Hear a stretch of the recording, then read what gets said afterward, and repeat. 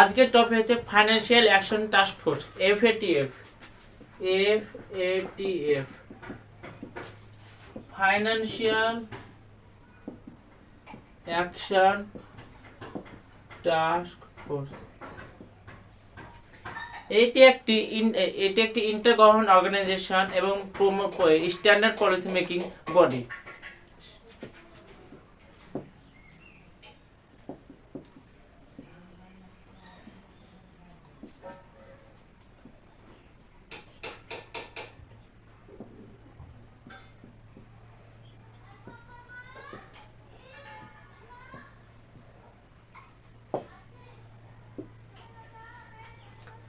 Watch dog of money laundering, watch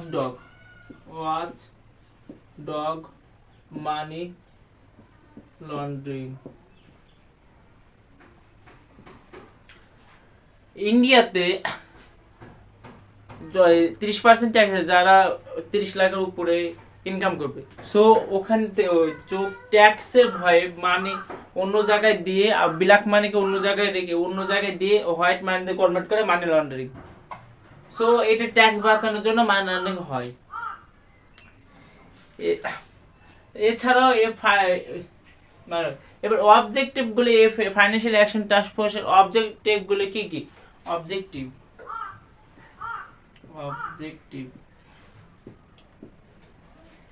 financial action task ফোর্সের objective হলো টেরোরিজমের উপর watchdog, terrorism finance. ধরো পাকিস্তান তার জন্মগতই টেরোরিজমকে জন্ম দেওয়া। যেমন পিওকে, জম্মু কাশ্মীরে হামেশাই পিওকেতে পাকিস্তান তার টেরোরিজম পাঠায়। সো টেরোরিজম ফাইন্যান্স বন্ধ করা। যদি এফএটিএফ অ্যাকশন নেয় তাহলে পাকিস্তানের টাকায় বন্ধ করে দেবে, ফাইন্যান্সিয়াল এইড দেওয়া বন্ধ করে দেবে।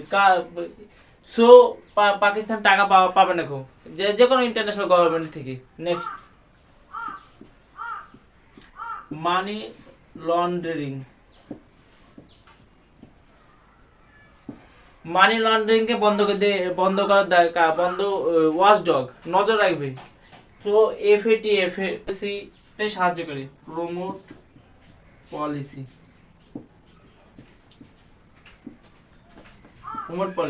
অবজেক্টিভ। এবার এটি 1999 সালে G7 কান্ট্রি। হেডকোয়ার্টার কোথায়? হেডকোয়ার্টার হচ্ছে ফ্রান্স, প্যারিস ফ্রান্সে আছে। প্যারিসে আইফেল টাওয়ার হচ্ছে বিখ্যাত, সেখানে আইফেল টাওয়ার হচ্ছে বিখ্যাত প্যারিসে। অরিজিন। এবার মেম্বার,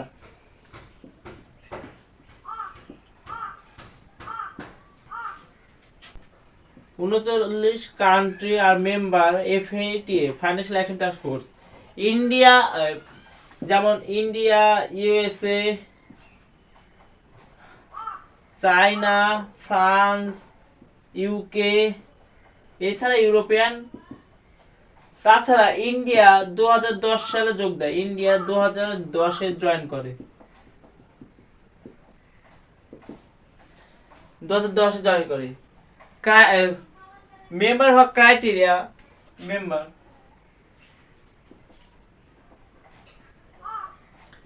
এক, লার্জ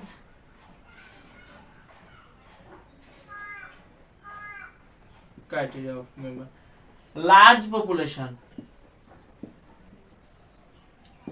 যেমন India, China, USA have large population. এছাড়া banking sector, banking and finance, insurance,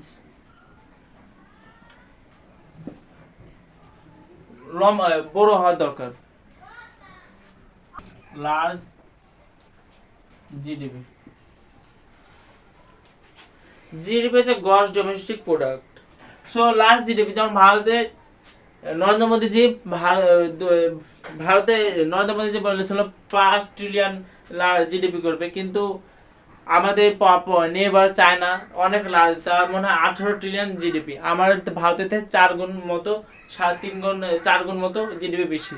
so last GDP হলে মেম্বার হওয়া যায়। এছাড়াও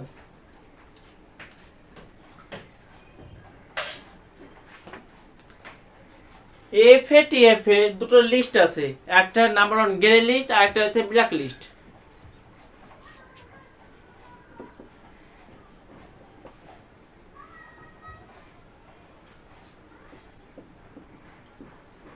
grey list and black list.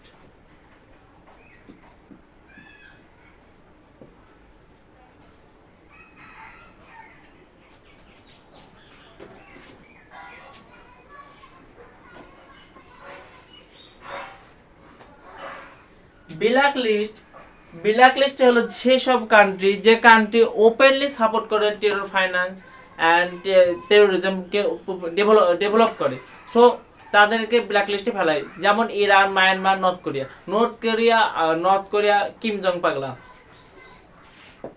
Supported openly terrorism. যেমন নর্থ কোরিয়া, ইরান, মায়ানমার। আর গ্রে লিস্ট হলো তারা কনসিডার করে যে টেরোরিজমকে ফাইন্যান্স দিবে। সো যেমন পাকিস্তান কনসিডার। এছাড়া financial action task force warning দেয়। এটা গ্রে লিস্ট। যেমন পাকিস্তান সেই সব কান্ট্রিতে ব্ল্যাক লিস্টের ইফেক্ট। ব্ল্যাক লিস্ট যদি যেসব কান্ট্রি থাকে, ব্ল্যাক লিস্ট থাকলে no financial aid from international government or international organization, যেমন ওয়ার্ল্ড ব্যাংক। এছাড়াও Asian Development Bank. So black লিস্টে যেসব কান্ট্রি আছে তারা কোনো ইন্টারন্যাশনাল কোথাও থেকে তারা ফাইন্যান্সিয়াল এড পাবে না। Next, economic restriction. এছাড়াও স্যাংশন দিতে পারে black list country. Economic restriction. So black list থাকলে FATF ইয়ারলি তারা রিপোর্টও পেশ করে যে অ্যাওয়ারনেসের ফলে রিপোর্টও করে। FATF রিপোর্ট অ্যাওয়ারনেস প্রোগ্রাম চালায়।